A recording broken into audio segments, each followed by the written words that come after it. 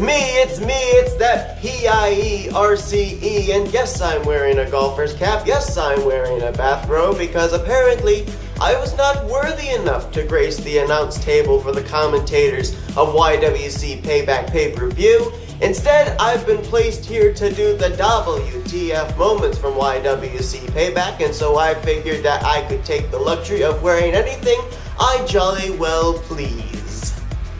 Yeah. So we start right off with the intro to y.W.c Payback, and I thought that this was a y.W.c pay-per-view, and yet a voice clearly came over the monitor during the Titantron Pyrotechnics intro, stating that WWE presented Payback. Now, I'm sorry, but I thought that y.W.c was trying to get away from being WWE, but maybe there's some collaboration underlying I don't know about. Conspiracy, I tell you, conspiracy! How about that match between Tajiri and Kota Ibushi, where Tajiri, who's known for his submission style specialities, put 7 airplane head scissor takeover moves on a Kota Ibushi. Now, I don't know about Kota Ibushi, but I think that the guy might have been a little bit dizzy after their matchup. Now, Seth Cole pointed out he didn't exactly feel that a Kota Ibushi was at his best. Well, if you had 7 airplane spin head scissor takedowns put on you consecutively, Seth, I don't think you'd exactly be at your best in the ring either. Silly little commentator doesn't know what he's talking about. Oh, it's 7 o'clock, everybody! Oh, I'm so excited to be able to pick apart my fellow SmackDown commentator and the commissioner of SmackDown. I'll probably be out of a job after this, but we get to the point where Seth Cole cannot count, stating that it was the 3rd head scissors airplane spin takedown by Tajiri, when in fact it was his 4th. And I can one-up it better when he says it's his 5th, it was actually Tajiri's 6th. So we know that Seth Cole can put on great matchups for SmackDown, but he needs to go back to school on the 2nd floor of a one-room schoolhouse and learn his numbers once again. Might want to learn your ABCs while you're at it too, just in case you might have missed those. I'm gonna be so fired after this. It's 7 o'clock for the 2nd time, everybody! I can't believe it! It's great! 2 in a row! And this is the time when Seth Cole says that Kota Ibushi was unable to get out of the box. Now, I'm not exactly all that much of a connoisseur of well-known sayings, but I think it's usually called getting out of the blocks when you're trying to actually get some momentum going. But according to Seth Cole, it's get out of the box. So apparently Kota Ibushi was put inside probably a refrigerator box behind the stage area before the matchup, and apparently Seth Cole felt he still hadn't gotten out of that refrigerator box, and I don't know what the heck I'm saying. It's 7 o'clock again, everybody! It's the hat trick, as it's 3 in a row here, and it's that time when Seth Cole calls the y.W.c Payback Pay-Per-View Payback. Yes, Payback. Now, yes, I know, I mentioned that he doesn't have really good numbers ability. Maybe it is time to go back and do the ABCs as well, because as far as I'm concerned, Payback has a B in it and not 2 P's. Now I can kind of see you missed by 1 letter, but come on, professionalism, you gotta do something here. If you can't figure out the main event pay-per-view's name in the middle of a pay-per-view, it just makes you sound ignorant. I'm sorry, I'm gonna be fired after this again because I'm just picking Seth Cole apart, but that's okay. I'm getting to do the WTF Moments, and so it may be my swan song, but it will go out in history. Is it just me, or does the referee Charles Robinson seem to not know how to be in the right place at the right time? He always seems to be wandering into the wrong place at the wrong time. And it's that moment when Charles Robinson can't get out of a corner to avoid a simple Irish whip. Poor guy's been working so hard doing the matches of Raw, doing the matches of SmackDown, the pay-per-view matchups. Poor guy's got to be getting some overtime, and I think what he really needs is a vacation. He's starting to lose it. He's not exactly knowing where he is in the ring, and he might end up getting hurt at some point or another. Yeah, I'm looking out for you, Charles. I really am. Yeah, I've also looked into the fact of whether we've got ourselves some kind of insurance policy for health insurance. We don't, buddy. You're really out of luck. So I would take that vacation if I were you. I think you have some vacation time coming, and I don't even know if I really have any vacation time coming to me either. I may have a long vacation time because I keep picking Seth Cole apart. Yay, I'm gonna get fired. Yes, the camera got moved. What are you gonna do about it? It's Michael o'clock now, everybody, and it's that moment where Michael says that he does not envy Charles Robinson in the ring, but yet mere minutes later says that if Charles Robinson needs a replacement, he's more than willing to get in the ring and be the replacement for Charles Robinson.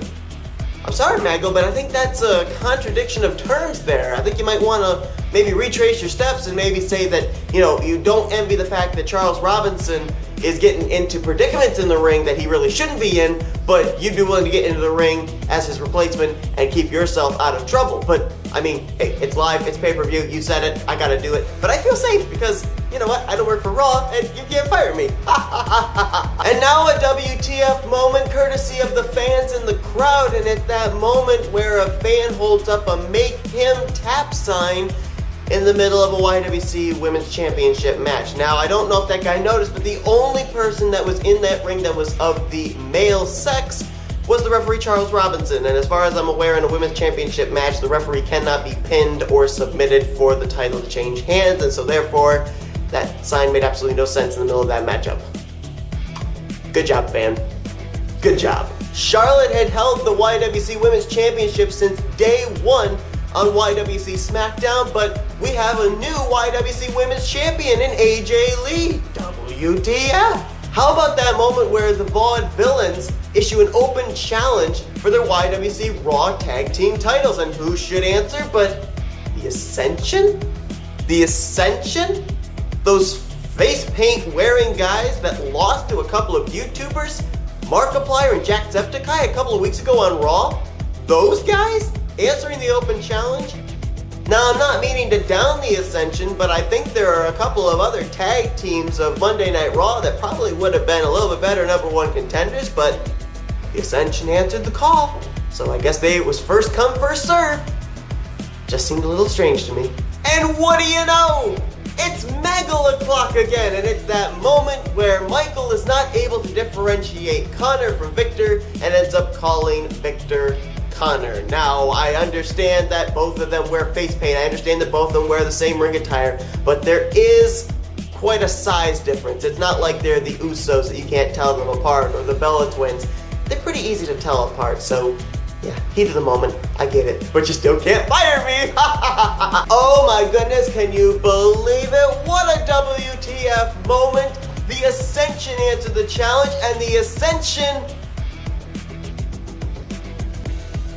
I can't even get the word out of my mouth. I can't even get the word out of my mouth. Nope, I can't say it. Nope, it's no good. I gotta write it down here, so that way you guys know what I'm gonna say. Yup, the Ascension, they in essence did this. That's what they did. They did that. Yeah, I can't even say the word. Nope, it's not gonna happen. But they did. They were able to defeat the Vaudevillains, and they're now the new y.W.c Raw Tag Team Champions. You know what this means. Oh, you know what this means. The end is nigh. The end is nigh. Run away. The end is nigh. Now, how about this patriotic WTF moment? That time when the United States Champion Bray Wyatt comes out and the graphic below him says Bray Wyatt, United States Champion, with the states beginning with a lowercase s. Now, I'm no geographical major, but I think that in United States, the U is capitalized and the S is capitalized. What a great moral victory that is for the great old US of A. I believe when I saw that happen, I looked outside my window and I saw Old Glory up a flagpole frowning in absolute disbelief at the unpatrioticness of that graphical error. Oh, it's Michael o'clock, everybody! Yes, I can't be fired, so I felt like doing that this time for a Michael o'clock. And that moment when Michael says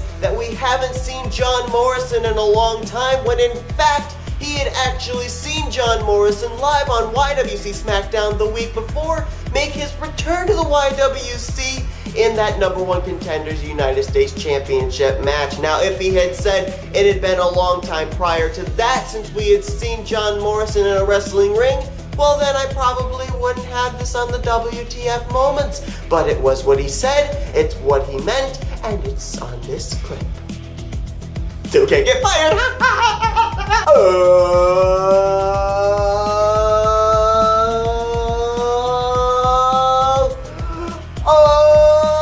It's 7 o'clock, everybody! He's finally back in all of his failing glory! And it's that moment when Seth Cole doesn't even know his own show and says that Bray Wyatt was the first man ever to pick up a pinfall victory over then United States Champion Apollo Crews, when in fact 1 week before Bray Wyatt actually won the title, the y.W.c World Heavyweight Champion Sami Zayn had picked up a 3 count on Apollo Crews.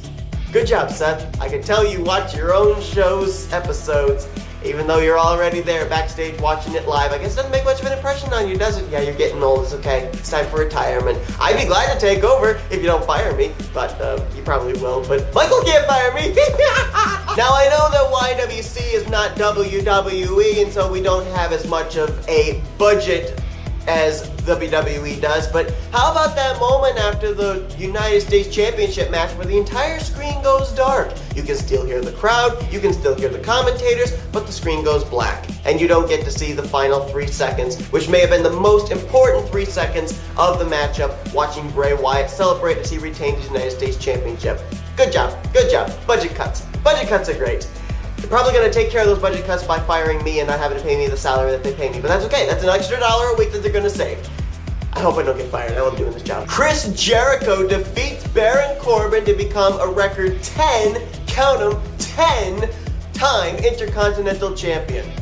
WTF, and well done to Y2J. Be interesting to see what happens in the upcoming Raws on how he might defend that title and who he might defend it against, but good job, Y2J. Good job. Way to break the walls down. Yeah, I did that. I just did that. Gimmick infringement. Gimmick infringement! And then we have that moment in the y.W.c SmackDown Tag Team Championship match where Mark Henry is defeated by a simple clothesline. A clothesline drops the world's strongest man. Now, I have understood that there may be some underlying factors, that there might be an injury that was suffered, that Mark Henry may be out for some time, but still, the fact that you saw Rusev hit a simple clothesline on Mark Henry and pick up a 3 count did seem awfully unusual there in live time action. It really did. But as I alluded to, Rusev picks up the pinfall over Mark Henry, and therefore Rusev and Brock Lesnar are your new y.W.c SmackDown Tag Team Champions. WTF, Paul Heyman hasn't let me hear the last of it on social media. He keeps tagging me. Stop tagging me or I'll block you on Twitter, doggone Paul Heyman, you are! Maybe one of the biggest WTF moments on this list. Something we thought we would never see, but how about that moment in the Triple H Undertaker Hell in a Cell match where the Undertaker, I can't believe I'm saying this, tapped out to Triple H. We have never before seen the dead man tap out to anyone, living or dead, or in between. I guess if you're between living or dead, you'd be what the Undertaker is. But we never seen him tap out regardless. And for the first time on y.W.c Payback, we saw the Undertaker tap out to a submission. I don't even want to get close to the Undertaker to ask him what he's thinking right now, but you gotta wonder what's been going through the mind of the dead man ever since that tap out. You gotta wonder. The end is nigh. The end is nigh. Run away. The end is nigh. No, I'm not gonna do that to him, but I'm gonna, because he's my good buddy. But it is Jimmy O'Clock, everybody, and it's that moment when Jimmy Bly says that he believes that every single title has changed hands so far during the course of the night, when in fact, we had Bray Wyatt retain his United States Championship against John Morrison, and we had Tajiri retain his Cruiserweight Championship against Kota Ibushi. So 2 retainings of championships. All the other championships at that point, yes, they had changed hands, but not every championship had changed during that pay-per-view up to that point. It's okay, Jimmy. I know, you'd been sent out midway through the pay-per-view by Michael Norman. You know, you weren't exactly completely with it. You actually did miss that Cruiserweight Championship match, so you didn't know what was going on, so it's fine, but you're still on my list. I'll see you on SmackDown. About a month after making his y.W.c debut, CM Punk is the brand new y.W.c World Heavyweight Champion. WTF? How about the fact that we had 2, not 1, but 2 Hell in a Cell matches And in both matchups, the Hell in a Cell never came into play. The competitors never left the ring. What was the point of having them surrounded by a Hell in a Cell? Did they really think there was going to be a count-out victory that would take place or something? They never went through the ropes and out to the floor. Never ended up pushing their opponent into that steel cage. All it was a visibility obstruction for the most part. Why did we have that? I don't know. And we end off this y.W.c Payback WTF Moments episode with some rapid fire. Michael Norman leaves the commentator's booth, goes to the back, says he has a #1 contender. It turns out to be him. WTF. Michael Norman defeats the Samoan submission machine, Samoa Joe, and becomes the y.W.c champion of Raw. Trent Dunham, the commissioner of Raw, makes his first appearance on y.W.c television as he makes his way to the ring after the championship matchup. WTF! Trent Dunham states that Michael Norman will defend that title right there, right then against another opponent, and Sting makes his debut on y.W.c. WTF! And then with Trent Dunham as the special guest referee, Sting hits one stinger splash on Michael Norman, pins him in the center of the ring. 1, 2, 3. Sting is the new y.W.c champion. WTF. And we end off this episode with a WTF moment where in every single commercial break, that little jingle that took place between the matchups, it seemed to me like I heard the "like a good neighbor, State Farm is there" jingle. I might have just been hearing things, but if that's the case, State Farm, please don't sue us. Or if you are going to sue us, please sue Seth Cole. Don't sue me. Maybe if you sue him, he won't be able to fire me, and I'll be able to keep my job. I won't get fired by Trent Dunham or Michael Norman, but I could get fired by him. So please grant me immunity by not suing me. If you're gonna sue anybody, sue him. He's the head honcho. Seth Cole does all the stuff. You know what? Yeah, sue him, please. Yeah, because, I don't want to be fired. And I wouldn't get fired by Michael or Trent anyway, so you know what? If you want to sue them, you can too, because I can get fired by them. So that's gonna do it for all the WTF moments from y.W.c Payback. I've been Christopher Pierce, who unfortunately was not asked to be at the commentator's booth for Payback, but maybe, just maybe, I'll be invited to be a commentator for the upcoming pay-per-view of Money in the Bank. If not, you'll see me here for maybe WTF moments from y.W.c Money in the Bank. And quite personally, I want to be there live to see who ends up getting the Money in the Bank briefcase. Maybe, just maybe, that no good son of a gun Seth Cole can come out from behind the curtain making all his little matchups, and he can do all the WTF moments for Money in the Bank for you guys in the upcoming month. But regardless, thank you all so much for tuning in, and I will see you guys on SmackDown.